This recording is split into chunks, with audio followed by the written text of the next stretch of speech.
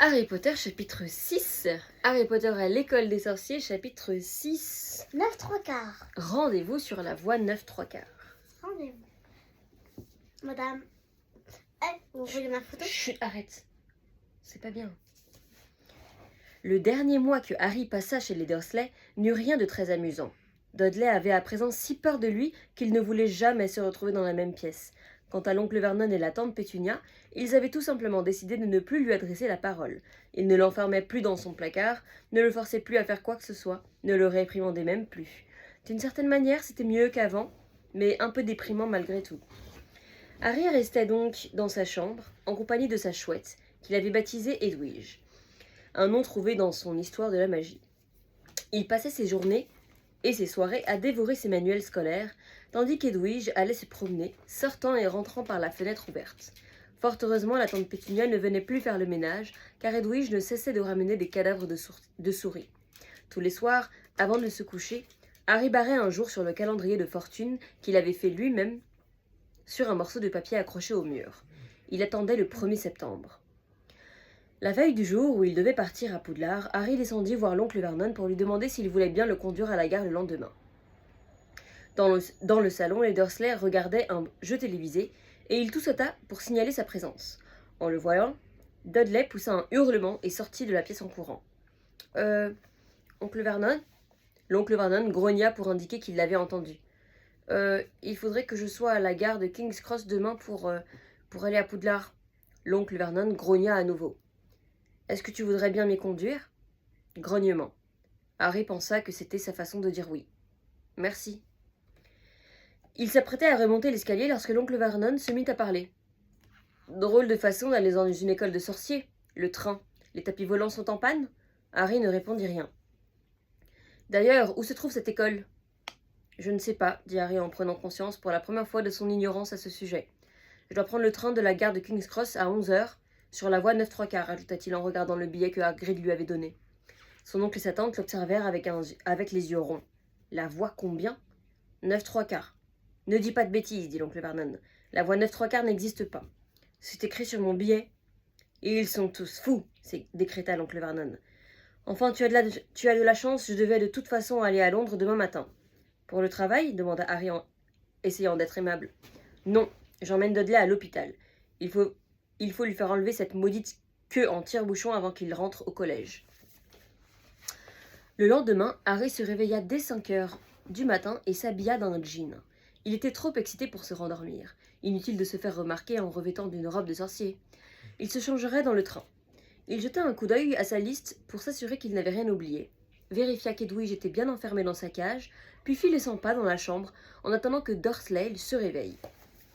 2 heures plus tard, l'oncle Vernon chargea son énorme valise pleine de livres et de fournitures scolaires dans le coffre de la voiture et prirent la direction de Londres après que la tante Pétunia eut convaincu Dudley qu'il n'y avait aucun danger à s'asseoir à côté de Harry. À 10h30, ils étaient devant King's Cross. L'oncle Vernon mit sa grosse valise sur un chariot qu'il poussa lui-même et accompagna Harry jusqu'à l'entrée des voies. C'était étrangement gentil de sa part, jusqu'au moment où il s'arrêta face au quai avec un sourire méchant. « Et voilà, mon garçon, dit-il, la voie 9 est ici, la voie 10 juste à côté. J'imagine que la Taine doit se trouver quelque part entre les deux, mais j'ai bien peur qu'elle ne soit pas encore construite. » Il avait raison, bien sûr, il y avait un gros chiffre en plastique au-dessus de chacun des 2 quais et rien du tout au milieu. « Bon voyage, lança-t-il avec un sourire encore plus mauvais. Et l'oncle Vernon repartit dans la voiture sans ajouter un mot. Harry se retourna et vit les Dursley repartir dans la voiture en éclatant de rire. La gorge sèche, Harry se demanda ce qu'il allait bien pouvoir faire. La chouette, enfermée dans sa cage, intriguait les autres voyageurs et il sentait des regards se tourner vers lui. Arrête. Écoute plutôt. Il demanda à un employé où se trouvait le train à destination de Poudlard, mais l'homme n'avait jamais entendu ce nom. Harry étant incapable de dire dans quelle région l'endroit était situé, l'employé s'énerva, croyant qu'il se moquait de lui. Harry n'osa pas parler de la voie 9 3 quarts. Il se contenta de demander d'où partait le train de 11h, mais l'employé lui répondit qu'aucun train ne partait à cette heure-là, et il s'éloigna en maudissant tous ces gens qui lui faisaient perdre son temps. Harry s'efforça de ne pas céder la panique. La grosse horloge au-dessus du tableau des arrivées lui indiqua qu'il lui restait 10 minutes avant le départ du train. mais il ne savait absolument pas comment faire pour y monter. Il était seul au milieu de la gare, avec une valise qu'il pouvait à peine soulever, la poche pleine d'argent qui n'avait cours que chez les sorciers, et une grande cage avec une chouette à l'intérieur. Il se demanda si Hagrid n'avait pas oublié de lui dire quelque chose d'important sur la façon dont il devait s'y prendre pour trouver son train. Mais lorsqu'il avait tapé sur la 3e brique à gauche pour pénétrer sur le chemin de traverse, il se demandait s'il convenait de sortir sa baguette magique pour en tapoter le composteur situé entre les 2 quais, lorsqu'il entendit un groupe de voyageurs parler derrière lui. « La gare est pleine de moldus. Il fallait s'y attendre, dit une voix.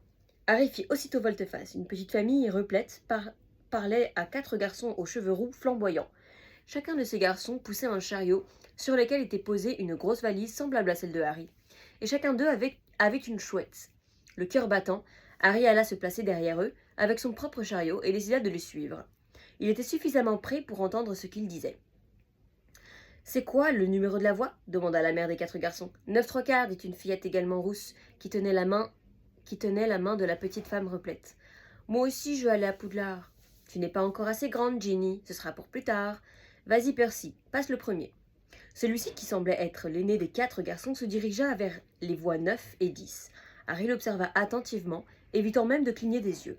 Mais un groupe de touristes importants arriva et lui boucha la vue. Lorsque le dernier sac à dos fut passé, le garçon avait disparu. « Fred, à toi maintenant, dit la mère. « Fred, c'est pas moi c'est George, dit le garçon. Franchement, tu crois que c'est digne d'une mère de confondre ses enfants? Tu ne vois pas que je suis George? Désolé, mon chéri. C'était pour rire, dit le garçon. En fait, Fred, c'est moi. Il avança à son tour vers les voies, tandis que le frère jumeau lui disait de se dépêcher. Et il se dépêcha si bien qu'un instant plus tard, il avait disparu.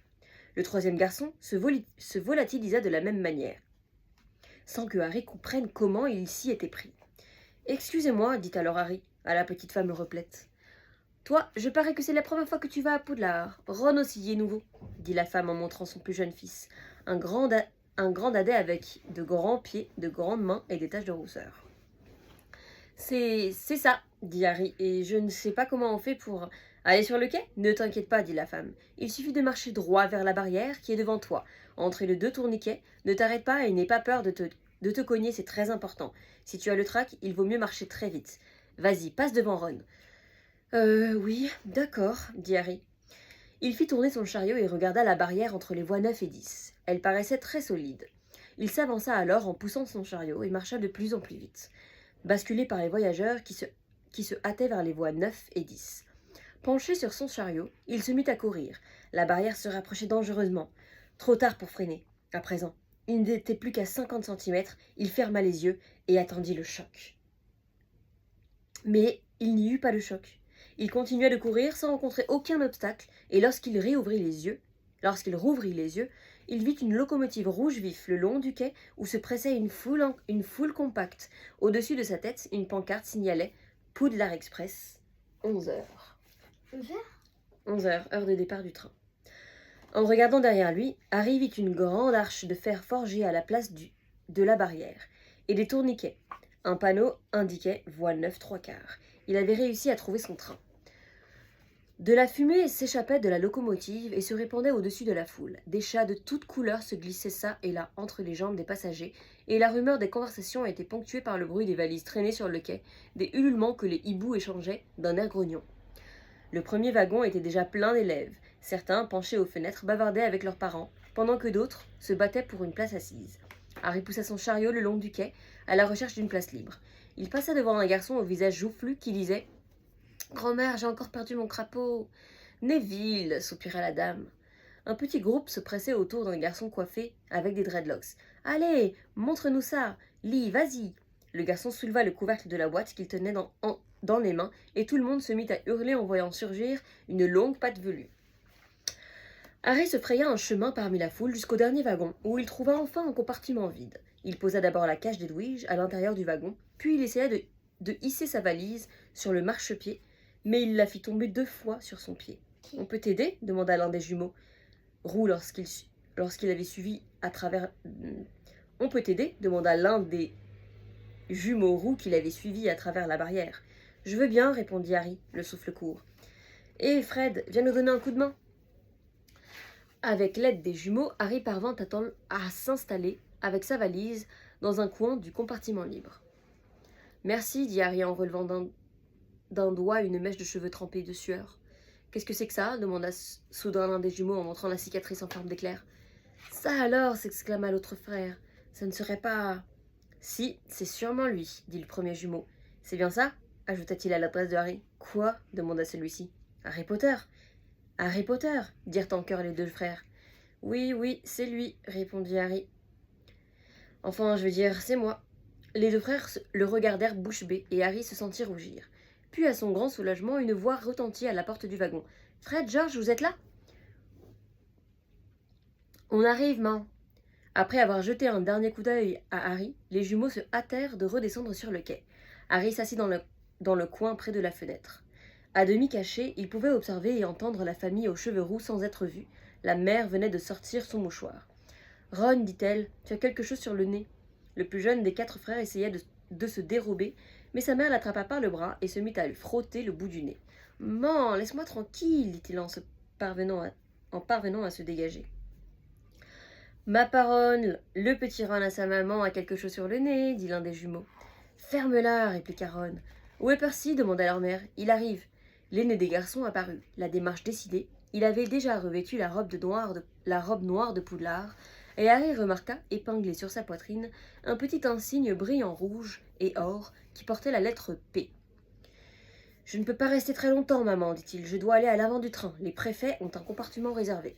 Tu es préfet, Percy dit l'un des jumeaux avec surprise. Tu aurais dû nous prévenir, on n'en savait rien.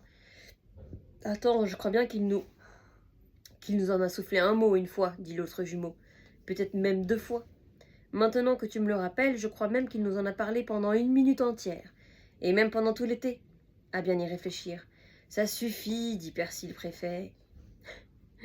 Comment ça se fait que Percy ait une robe neuve s'étonna l'un des jumeaux. Parce qu'il est préfet, répondit leur mère d'une voix émue. Fais bon voyage, mon chéri, et envoie-moi un hibou quand tu seras arrivé. Il embrassa Percy sur la joue, et celui-ci s'éloigna. Elle se tourna ensuite vers les jumeaux. Vous deux, vous allez être sages cette année, lança-t-elle.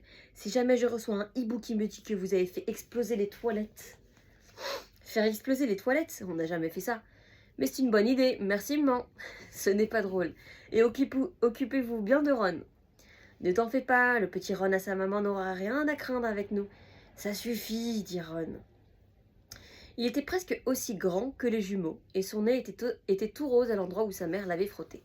Eh, maman, devine ce qu'on vient de voir dans le train, dit l'un des jumeaux. Harry se blottit un peu dans le coin, pour être sûr qu'il ne le voit pas. Le petit brun qui était à côté de nous à la gare, tu sais qui c'est? C'est qui? Harry Potter. Harry entendit la voix flûtée de la petite fille. Oh maman, je peux monter dans le train pour aller le voir demanda-t-elle. Tu l'as déjà vu, répondit sa mère. Et d'ailleurs, ce pauvre garçon n'est pas une bête curieuse qu'on va voir aux zoo. Comment tu sais que c'est lui, Fred? Je lui ai demandé, j'ai vu sa cicatrice, elle a vraiment la forme d'un éclair. Pauvre petit. Pas étonnant qu'il soit tout seul. Je me disais bien. Il était tellement poli quand il m'a demandé où se trouvait le quai. Tu crois qu'il se souvient de la tête qu'avait tu sais qui? La mère devint soudain grave. Je t'interdis de lui poser cette question, Fred. Il n'a vraiment pas besoin qu'on lui rappelle ça pour son premier jour d'école. D'accord, du calme. Un sifflet retentit. Dépêchez-vous, dit la mère. Les 3 garçons montèrent dans le wagon. Percy, l'aîné, était déjà parti s'installer en tête du train. Ils se penchèrent par la fenêtre pour que leur mère puisse les embrasser, et la petite fille se mit à pleurer. T'en fais pas, lui dit l'un des jumeaux par la fenêtre. On te verra plein de hiboux. Et un siège de toilette de Poudlard, ajouta son frère. Georges, s'indigna sa mère. C'était pour rire, man. Le train s'ébranla, Harry vit la mère des garçons faire de grands signes de la main, tandis que la petite sœur, pleurant et riant à la fois, courait le long du quai pour suivre le wagon. Lorsque le train prit de la vitesse, Harry regarda la mère et la fillette devenir de plus en plus petites, puis disparaître. Les maisons qui bordaient les voies défilaient devant la fenêtre du compartiment. Harry éprouvait un sentiment d'excitation. Il ne savait pas ce qu'il attendait, mais c'était certainement mieux que ce qu'il laissait derrière lui. La porte du compartiment s'ouvrit, et le plus jeune des frères aux cheveux roux entra. « La place est libre » demanda-t-il en montrant le siège en face de Harry. « Les autres compartiments sont pleins. » Pourquoi les jumeaux, c'est la maman de Ron. Les jumeaux, c'est pas la maman de Ron. C'est les grands frères. Ah, et je croyais que... Tu vois. La mère de Ron, c'est la mère des jumeaux, parce que les jumeaux et Ron sont frères. Ah, il s'occupe de Ron. Oui, ils s'en occupent, parce que ce sont des grands frères. Mais c'est pas la mère. C'est pas la mère. C'est des grands frères. Harry hocha la tête et le garçon s'assit. Il jeta un coup d'œil à Harry, puis se tourna du côté de la fenêtre d'un air indifférent. Il avait toujours une tache noire sur le bout du nez. Hé, Ron! Les jumeaux étaient de retour. Regarde! Ouais. C'est le train. C'est fini? Non.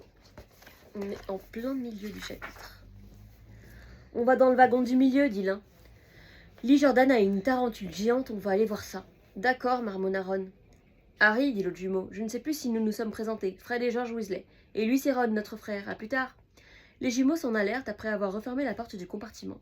C'est vrai que tu es Harry Potter demanda brusquement Ron. Harry confirma d'un signe de tête. Je m'étais dit que c'était peut-être une blague de Fred ou George, et tu as vraiment cette... tu sais, là... Il pointa le doigt vers le front de Harry. Celui-ci releva sa mèche pour lui montrer la cicatrice en forme d'éclair. Ron la contempla avec les yeux ronds. Alors, c'est là que tu sais qui... Oui, dit Harry, mais je ne m'en souviens pas. Vraiment pas demanda avidement Ron. Je me souviens d'une lumière verte, éblouissante, c'est tout. Eh ben, dis donc. Le troll. Maman. Mais attends, arrête de dire, là, c'est pas du tout le moment, ils sont dans le train. Il fixa Harry pendant quelques instants, puis essaie de te concentrer. On en est dans le train, d'accord? Il fixa Harry pendant quelques instants, puis, comme s'il s'était soudain rendu compte de ce qu'il faisait, il regarda à nouveau par la fenêtre. Ils sont tous sorciers dans ta famille demanda Harry qui s'intéressait autant à Ron que Ron à lui. Oui, je crois, répondit Ron. Il paraît que Man a un cousin qui est comptable, mais on ne parle jamais de lui à la maison. Alors tu dois être déjà très fort en magie. Les Weasley étaient certainement l'une des vieilles familles de sorciers auxquelles faisait allusion le garçon au visage pâle, qu'il avait rencontré sur le chemin de traverse. J'ai entendu dire que tu avais vécu dans une famille de moldus. Ils sont comment ces gens-là? Horribles, répondit Harry. Enfin, pas tous en tout cas, car ma tante, mon oncle et mon cousin sont abominables. J'aurais bien voulu avoir 3 frères sorciers. 5, rectifia Ron. Son visage s'était soudain assombri. Je suis le 6e à aller à Poudlard, dans la famille. J'ai intérêt à être à la hauteur. Bill et Charlie, mes 2 frères aînés, ont déjà fini leurs études. Bill était préfet en chef et Charlie capitaine de l'équipe de Quidditch. Maintenant, c'est Percy qui est préfet. Préfet, qu'est-ce que c'est que ça demanda Harry. C'est un élève chargé de maintenir la discipline, répondit Ron. Une sorte de pionne. Tu ne savais pas ça? Je ne suis pas beaucoup sortie de chez moi, confessa Harry. Fred et George font pas mal de bêtises, poursuivit Ron. Mais ils ont de bonnes notes et tout le monde les trouve très drôles. Et moi, on voudrait que je fasse aussi bien que les autres. Mais même si j'y arrive, personne ne s'en apercevra. Parce que je serai le 6e à le faire et on trouvera ça normal. Quand on a 5 frères, on n'a jamais rien de neuf. J'ai les vieilles robes de sorcier de Bill, la vieille baguette magique de Charlie, le vieux rat de Percy. Ron sortit de sa poche un gros rat qui dormait. Oui. Il s'appelle Croutard et il ne sert à rien. Il dort tout le temps. Mon père a offert un hibou à Percy quand il a été nommé préfet. Mais il n'avait pas de moyen de... Enfin, je veux dire, c'est moi qui ai hérité de Croutard. Les oreilles de Ron devinrent écarlates. Écarlate, c'est rouge. Rouge. Bon. Comme s'il avait eu le sentiment d'avoir trop dit et il détourna la tête. Harry ne voyait pas pourquoi il aurait fallu se sentir honteux de n'avoir pas les moyens d'acheter un hibou. Lui-même n'avait jamais eu d'argent jusqu'au mois dernier. Il raconta à Ron qu'il devait se contenter de porter les vieux vêtements de Dudley et n'avait jamais eu de véritable cadeau d'anniversaire. Cela sembla réconforter Ron. Jusqu'à ce que Hagrid me l'annonce, je ne savais pas que j'étais un sorcier. Je ne savais même rien de mes parents, ni de Voldemort. Ron laissa échapper une exclamation étouffée. « Tu as prononcé le nom de tu sais qui ?» dit-il d'un air à la fois choqué et admiratif. « Je pensais que tu serais le dernier à... » Ce n'est pas pour faire le malin, dit Harry, simplement. Je ne me suis pas encore habitué à ne pas dire son nom. J'ai beaucoup de choses à apprendre. Je suis sûre que je serai le plus mauvais élève de ma classe. Oh non, dit Ron d'un ton rassurant.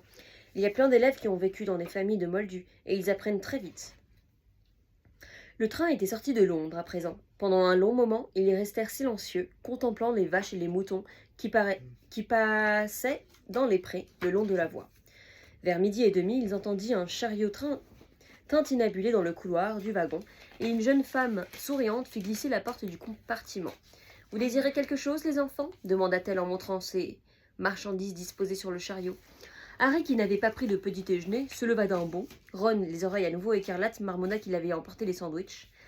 Pour la première fois de sa vie, Harry avait les poches pleines d'argent et il avait décidé de s'en servir pour s'acheter autant de barres de chocolat qu'il lui plairait. Mais en examinant les friandises que vendait la jeune femme, il s'aperçut et qu'elles lui étaient totalement inconnues. Jamais il n'avait entendu parler de dragées surprise de Bertie Crochu, de ballons gomme de Bullard, de choco-grenouilles de pâte à citrouille, des fondants de chaudron et de baguettes magiques à la réglisse. Comme il ne voulait rien manquer, il acheta un peu de tout et donna à la jeune femme les 11 mornilles et 7 noises qu'elle lui demanda. Ron ouvrit les grands yeux lorsque Harry revint avec ses acquisitions et les étala sur la banquette. « Tu as faim ?» dit Ron. « Je suis affamé, dit Harry en mordant avidement dans la pâte à citrouille. Ron était en train de déballer un paquet qui contenait 4 sandwichs. Il en prit un et fit la grimace. « Ma mère oublie toujours que j'ai horreur des corned beef, soupira-t-il. Si tu veux, je te l'échange contre ce qui te plaira. »« Il ne faut surtout pas manger ça, c'est tout sec, dit Ron. »« Mon amour, qu'est-ce que tu fais ?»« Ma mère n'a pas beaucoup de temps de faire la cuisine. Nous sommes 5 enfants à la maison. »« Amour, viens, écoute l'histoire. Sinon, tu peux pas voir Harry Potter 2. Si t'écoutes pas l'histoire, tu peux pas voir les films. » Ok. Vas-y, serre-toi, proposa Harry. Ravi. Regarde, amour, c'est Dumbledore. C'est le 2 ? Non, on en est toujours au livre 1. Vas-y, serre-toi, proposa Harry, ravi de pouvoir partager quelque chose avec quelqu'un pour la première fois de sa vie. C'est quoi ça demanda-t-il en montrant un paquet de choco-grenouilles. Ce ne sont pas de vraies grenouilles, j'espère. Non, mais regarde la carte qui est à l'intérieur, j'en fais collection. Il me manque Agrippa. La carte ? Dans chaque paquet de choco-grenouilles, il y a une carte sur un sorcier ou une sorcière célèbre. J'en ai déjà 500. Waouh. Mais il m'en manque encore quelques-uns. Agrippa et Ptolémée, par exemple. Harry ouvrit un paquet de choco-grenouilles et trouva la carte. Elle montrait la photo d'un homme avec des lunettes en demi-lune, un long nez aquilin, une chevelure argentée, une barbe et une moustache. Arrête ton bruit. Amour, t'es embêtant. Amour, et si tu te concentrais sur chaque mot que je lisais? Ok. Vraiment. Non, regarde l'image plutôt. Je vais te redécrire le monsieur. Harry ouvrit un paquet de choco-grenouilles et trouva la carte. Elle montrait la photo d'un homme avec des lunettes en demi-lune. Tu les vois? Un long nez aquilin, une chevelure argentée et une barbe et une moustache. Sous le portrait était écrit le nom du personnage, Albus Dumbledore. Albus Dumbledore. C'est lui Dumbledore, s'exclama Harry. Ne me dis pas que tu n'en as jamais entendu parler. Tiens, passe-moi une autre choco-grenouille. Un autre choco-grenouille. Je trouverai peut-être une carte qui me manque. Harry retourna la carte et lut. Albus Dumbledore, actuel directeur du collège Poudlard, considéré par beaucoup comme le plus grand sorcier du temps moderne, Dumbledore s'est notamment rendu célèbre en écrasant en 1945 le mage Grindelwald, de sinistre mémoire. Il travailla en étroite collaboration avec l'alchimiste Nicolas Flamel et on lui doit la découverte des 12 propriétés du sang de dragon. Les passe-temps préférés du professeur Dumbledore sont le bowling et la musique de chambre. Harry regarda à nouveau la photo et fut stupéfait de constater que Dumbledore avait disparu. « Il est parti !» s'écria-t-il. « Tu ne voudrais pas qu'il reste là toute la journée ?» dit Ron. « Mais ne t'en fais pas, il va revenir. »« Oh non, je suis encore tombée sur Morgane, j'en avais déjà 6, tu la veux ? Tu pourras commencer une collection. » Ron regarda avec envie la pile de choco-grenouilles qui attendait d'être ouverte. « Vas-y, serre-toi, dit Harry. Tu sais, chez les Moldus, les gens restent immobiles sur leurs photos, expliqua-t-il. Ah bon? Ils ne vont jamais faire un tour? Demanda Ron étonné. Ça, c'est vraiment bizarre. Harry vit alors Dumbledore reprendre sa place sur la photo et lui adresser un petit sourire. Ron avait beaucoup plus de plaisir à manger les choco-grenouilles qu'à regarder les portraits des sorciers et des Ron avait beaucoup plus de plaisir à manger les choco-grenouilles qu'à regarder les portraits des sorciers des sorcières et sorciers célèbres, mais Harry, lui, n'arrivait pas à en détacher les yeux. Bientôt, en plus de Dumbledore et de Morgane, il trouva les cartes de Hengist, de Woodcroft, d'Alberic Grugnon, de Circé, de Paracels et de Merlin. Il s'arracha enfin à la contemplation de la druidesse Cliodna, qui se grattait le nez pour ouvrir un sachet de dragées surprise de Bertie Crochu. Fais attention avec ça, dit Ron. On peut vraiment avoir des surprises en mangeant ces trucs-là. Il y a toute forme de parfum. Si tu as de la chance, tu peux avoir chocolat, menthe ou orange. Mais parfois, on tombe sur épinards ou foie ou tripes. Georges dit qu'un jour, il en a eu un au sang de gobelin. Ron prit une dragée verte, l'examina attentivement et mordit prudemment l'extrémité. « Beurre !» dit-il, s'exclama-t-il, « du chou de Bruxelles. » Pendant un bon moment... C'était lui le sang de gobelin. Attends, t'as mis quoi dans ta bouche? Ça... T'es vite. Okay. Pendant un bon moment, ils s'amusèrent à manger les dragées surprises. Harry tomba... Mais tu peux éviter de mettre des choses dans ta bouche, c'est dégoûtant. Mais je mets pas des choses dans ma bouche. Tes doigts, c'est quelque chose. Tu mets rien dans ta bouche. T'es pas un bébé. Écoute l'histoire. Pendant un bon moment, ils s'amusèrent à manger les dragées surprises. Harry tomba sur divers parfums. Toast grillé, noix de coco, haricots blancs, fraises, curry, gazon, café, sardines. Il eut même le courage d'en goûter une qui avait une étrange couleur grise et que Ron refusa de toucher. C'était une dragée au poivre. Après avoir traversé des paysages de campagne aux champs bien dessinés, le train abordait à présent une région plus sauvage, avec des forêts, des collines, des rivières qui serpentaient parmi les arbres. Quelqu'un frappa à la porte du compartiment, et le garçon joufflu que Harry avait déjà vu sur le quai 9¾ entra. Il avait l'air de pleurer. « Vous n'auriez pas vu un crapaud » demanda-t-il. Ils firent non de la tête. « Je l'ai perdu, se lamenta le garçon. Il n'arrête pas de s'échapper. »« Il va sûrement revenir, dit Harry. »« Oui, soupira le garçon d'un air accablé. Mais si tu le vois... » Et il sortit. « Je me demande bien pourquoi il s'inquiète tellement, dit Ron. Si j'avais un crapaud, je ferais tout mon possible pour le perdre. Remarque, je n'ai rien à dire avec Croutard. » Pendant tout ce temps, le rat de Ron avait continué de dormir sur les genoux de son maître. « Il pourrait aussi bien être mort, on ne verrait pas la différence, soupira Ron.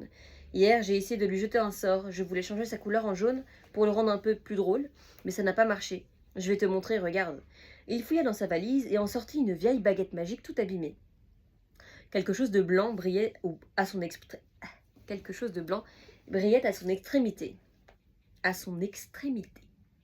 Extrémité, ça veut dire le bout. À son bout. Elle est tellement vieille que le poil de licorne commence à sortir. Au moment où il brandissait sa baguette, le garçon qui avait perdu son crapaud revint à la porte du compartiment accompagné d'une fille déjà vêtue de sa robe de poudlard flambant neuve. Vous n'auriez pas vu un crapaud? Neville a perdu le sien, dit la fille. Elle avait d'épais cheveux bruns ébouriffés, de grandes dents et un ton autoritaire. Excusez-moi. On avait pas un chapeau. On n'a rien vu du tout, répondit Ron, mais la fille ne l'écoutait pas. Elle regardait la baguette magique qu'il tenait à la main. Tu étais en train de faire de la magie demanda-t-elle. On va voir si ça va marcher. Et elle s'assit sur la banquette. Ron sembla pris au dépourvu. Il s'éclaircit la gorge. Bon, dit-il, allons-y. Soleil, jonquille et canari, que ce gros rat ramaigri, en jaune, soit colorié de la tête jusqu'aux pieds. Il agita sa baguette, mais rien ne se produisit.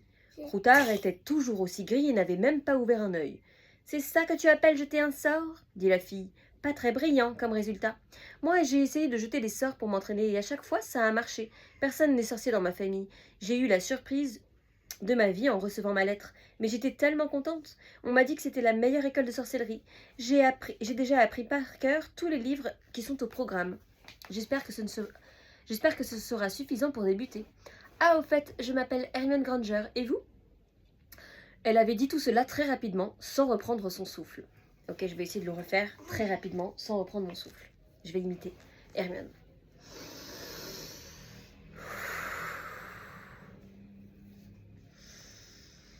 C'est ça que tu appelles jeter un sort ? Dit la fille. Pas très brillant comme résultat. Moi, j'ai essayé de jeter des sorts pour m'entraîner. À chaque fois, ça a marché. Personne n'est sorcier dans ma famille. J'ai eu la surprise de ma vie en recevant ma lettre, mais j'étais tellement contente. On m'a dit que c'était la meilleure école de sorcellerie. J'ai déjà appris par cœur tous les livres qui sont au programme. J'espère que ça suffira.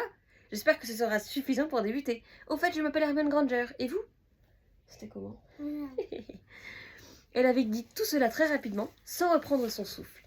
Harry jeta un coup d'œil à Ron et fut soulagé. Son expression stupéfaite montrait que lui non plus n'avait pas appris par cœur tous les livres du programme. « Je m'appelle Ron Weasley, marmonna Ron.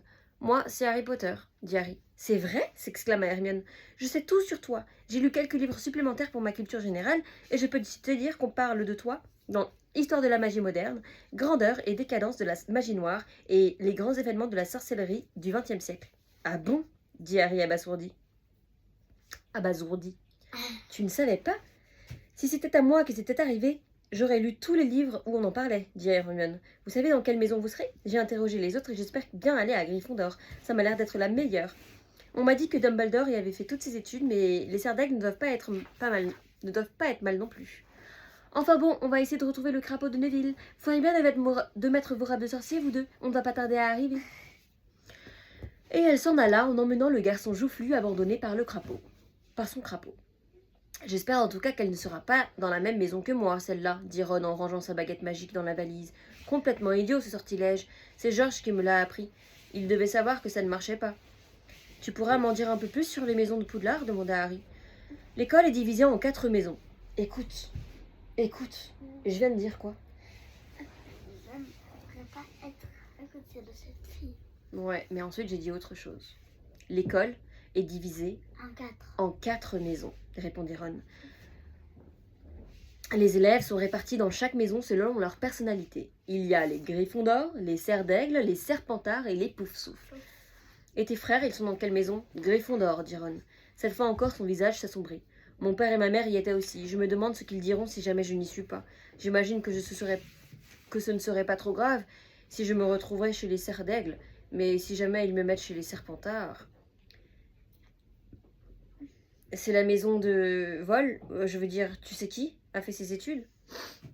Oui, mais il y a très longtemps. Ron se laissa aller contre la banquette. La conversation sur les maisons de Poudlard semblait le démoraliser complètement. Je fais une mini-pause, je veux juste voir combien... Ok, il reste plus beaucoup de pages.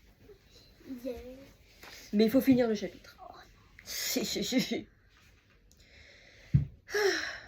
On dirait que le bout des moustaches de Croutard a un peu jauni, dit Harry en chant, pour changer de sujet. Qu'est-ce qu'ils font, tes frères aînés, depuis qu'ils ont fini leurs études? Il se demandait ce que pouvait bien devenir un sorcier une fois le diplôme en poche. Charlie est en Roumanie pour faire des recherches sur les dragons, et Bill est en Afrique en mission pour Gringotts. À propos des Gringotts, tu es au courant de ce qui s'est passé? Il y a tout un article dans la Gazette du Sorcier, mais j'imagine qu'on ne lit pas ça chez les Moldus. Des voleurs ont essayé de forcer un coffre. Harry ouvrait grand les yeux. Et qu'est-ce qui leur est arrivé? Rien, ils ne se sont pas fait prendre. C'est pour ça qu'on en parle tellement. Mon père dit qu'il faut être un grand expert en magie noire pour s'introduire chez les Gringotts. Mais apparemment, ils n'ont rien emporté, c'est bizarre. Bien sûr, quand ce genre de choses arrive, tout le monde a peur de que tu sais qui soit dans le coup. Harry retourna dans sa tête la nouvelle qu'il venait d'apprendre. Il commençait à ressentir un frisson de crainte chaque fois qu'on lui parlait de vous savez qui. C'était sans doute la conséquence de son entrée dans le monde magique. Il se sentait beaucoup moins à l'aise qu'au temps où il prononçait le nom de Voldemort sans s'inquiéter. « C'est quoi ton équipe de Quidditch préférée » demanda Ron. Je ne connais pas les équipes, avoua Harry. « Quoi » s'exclama Ron abasourdi.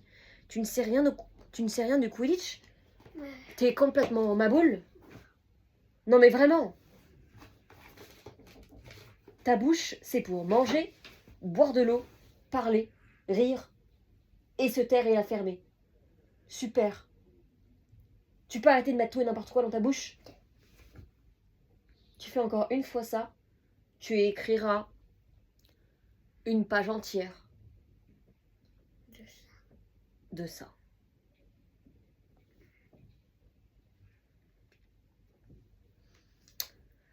C'est nul, tu m'as interrompu.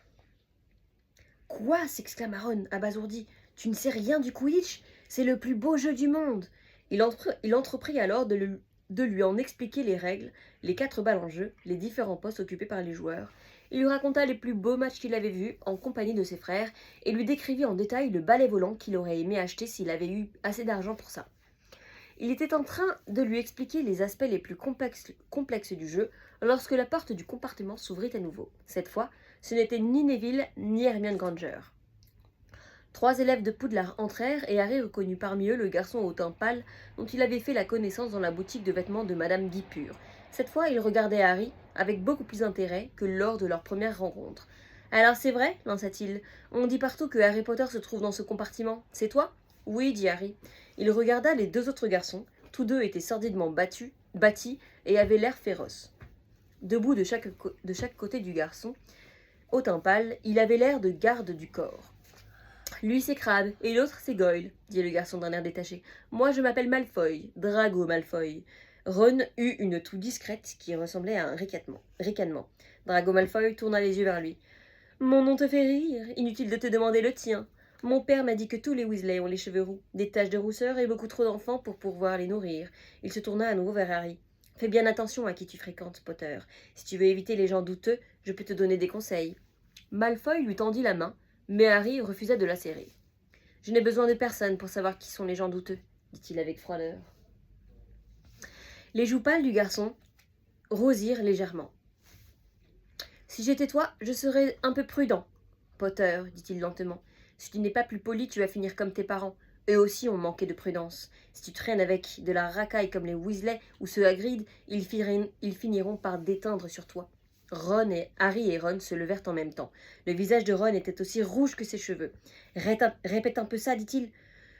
Voulez vous battre tous les deux lança Malfoy avec mépris. Vous feriez mieux de filer d'ici, dit Harry en s'efforçant de paraître plus assuré qu'il ne l'était, car Crabbe et Goyle étaient beaucoup plus grands que Ron et lui. Oh, mais on n'a pas du tout l'intention de s'en aller, pas vrai les gars? On finit toutes nos provisions et vous avez l'air d'en avoir encore. On a fini toutes nos provisions et vous avez l'air d'en avoir encore. Goyle tendit la main vers les chocos-grenouilles qui se trouvaient à côté de Ron. Ron se jeta aussitôt sur lui, mais avant qu'il ait pu toucher son adversaire, celui-ci poussa un hurlement épouvantable. Croutard, le rat, était suspendu à un doigt de Goyle, ses dents pointues profondément plantées dans une phalange. Crabbe et Malfoy reculèrent d'un pas, tandis que Goyle, toujours hurlant, agitait la main en tous sens pour essayer de se débarrasser de Croutard. Le rat finit par lâcher prise et fut projeté contre la fenêtre. Les trois garçons s'éclipsèrent aussitôt, craignant sans doute que d'autres rats ne soient encore cachés parmi les friandises. Ou peut... Chaque fois j'oublie. Ok. Ou peut-être avait-il entendu des pas, car Hermione Granger arriva à son tour dans le compartiment. Qu'est-ce qui s'est passé ici demanda-t-elle en voyant les friandises étalées par terre et Ron qui tenait Croutard par la queue. Je crois bien qu'il est assommé, dit Ron. Il examina le rat de plus près. Ça, c'est incroyable, s'exclama-t-il. Il n'est pas assommé, il s'est tout simplement rendormi. En effet, Croutard dormait paisiblement. Tu le connaissais déjà, ce Malfoy demanda Ron. Harry lui raconta sa rencontre avec lui sur le chemin de traverse. J'ai entendu parler de sa famille, dit Ron, d'un air sombre. Ils ont été parmi les premiers à revenir de notre côté quand tu sais qui a disparu. Ils ont prétendu qu'ils avaient été victimes d'un mauvais sort, mais mon père n'y croit pas. Il dit que le père de Malfoy n'a pas besoin de mauvais sorts pour se mettre dans le camp des forces du mal. On peut t'aider, ajouta-t-il en se tournant vers Hermione. Feriez bien de vous changer, dit Hermione. Je suis allée voir le machiniste dans la locomotive et il m'a dit que nous étions presque arrivés. Vous ne vous êtes pas quand même battus, j'espère. Vous cherchez les ennuis avant même qu'on soit là-bas. C'est Croutard qui s'est battu, pas nous, répliqua Ron en lui lançant un regard noir. Ça ne t'ennuierait pas de nous laisser tranquilles pendant qu'on se change? D'accord, je m'en vais, dit Hermione d'un air hautain. J'étais venue vous voir parce que les autres ne font que des bêtises. Ils courent dans le couloir comme des idiots, et toi tu as une saleté sur le nez, si tu veux savoir. Ron lui adressa un regard féroce, tandis qu'elle sortait du compartiment. Dehors, la nuit commençait à tomber. Des montagnes, des forêts défilaient sous le ciel pourpre profond, et le train semblait perdre de la vitesse. Ron et Harry enfilèrent leurs robes de sorcier. Celle de Ron était un peu trop courte pour lui. On voyait des Pardon. Ron et Harry enfilèrent leurs robes de sorcier. Celle de Ron était un peu courte pour lui. On voyait ses baskets et le bas de son pantalon. Une voix retentit alors dans le train. « Nous arrivons à Poudlard dans 5 minutes. Veuillez laisser vos bagages dans les compartiments, ils seront acheminés séparément dans les locaux scolaires. » Harry sentit son estomac se contracter et il vit Ron pâlir sous ses taches de rousseur. Après avoir rempli leurs poches des dernières friandises qui restaient, ils rejoignirent la foule des élèves qui se pressaient dans le couloir. Lorsque le train s'arrêta enfin, tout le monde se précipita vers la sortie et descendit sur un quai minuscule plongé dans la pénombre. L'air frais de la nuit fit frissonner Harry. Une lampe se balança alors au-dessus de leur tête, et Harry entendit une voix familière. « Les premières années par ici, suivez-moi. Suivez-moi. Ça va, Harry ?» La grosse tête hirsute de Harry, le regard rayonnant, dominait la foule des élèves. « Les premières années sont tous là. Allez, suivez-moi et faites attention où vous mettez les pieds. En route. » Regarde, c'est le château, c'est Poudlard. Attends, tu veux que je te montre? Attends. Non, si tu veux que je te montre, regarde. Attends, Après. On va le perdre. Chut, vas-y, dis vite. C'est celle-là le plus grand. Ah bah oui. Glissant et trébuchant, la file des élèves suivit Hagrid le long du chemin étroit et escarpé qui s'enfonçait dans l'obscurité. Harry pensa qu'il devait se trouver au cœur d'une épaisse forêt. Personne ne parlait beaucoup. Neville, celui qui avait perdu son crapaud, renifla à plusieurs reprises. « Vous allez bientôt apercevoir Poudlard, » dit Hagrid en se retournant vers eux, après le prochain tournant. Il eut alors un grand « Ouh !» Les trois chemins avaient soudain débouché sur la rive d'un grand lac noir. De l'autre côté du lac, perché au sommet d'une montagne, un immense château hérissé de tours pointues étincelait de toutes ses fenêtres dans le ciel étoilé. Pas plus de 4 par barque, lança Hagrid en montrant une flotte de petits canots alignés le long de la rive. « Amour, viens, regarde. Tu vas suivre avec moi les lignes. » Harry et Ron partagèrent leur barque avec Hermione et Neville. « Tout le monde est casé !» cria Hagrid, qui était lui-même monté dans un bateau. « Alors, en avant !» D'un même mouvement, les barques glissèrent sur l'eau du lac, dont la surface était aussi lisse que du verre. Tout le monde restait silencieux, les yeux fixés sur la haute silhouette du château dressé au sommet d'une falaise. « Baissez la tête !» dit Hagrid lorsqu'ils atteignirent la paroi abrupte. Tout le monde s'exécuta, tandis que les barques franchissaient un rideau de lierre qui cachait une large ouverture taillée dans le roc. Les bateaux les emportèrent le long d'un tunnel sombre qui semblait les mener sous le château. Ils arrivèrent alors dans une sorte de crique souterraine et embarquèrent sur le sol rocheux couvert de galets. « Et toi là-bas, c'est à toi le crapaud ?» dit Hagrid qui refermait dans les barques pour voir si personne n'avait rien oublié. « Trevor !» s'écria Neville en tendant les mains, ravi. Guidé par la lampe de Hagrid,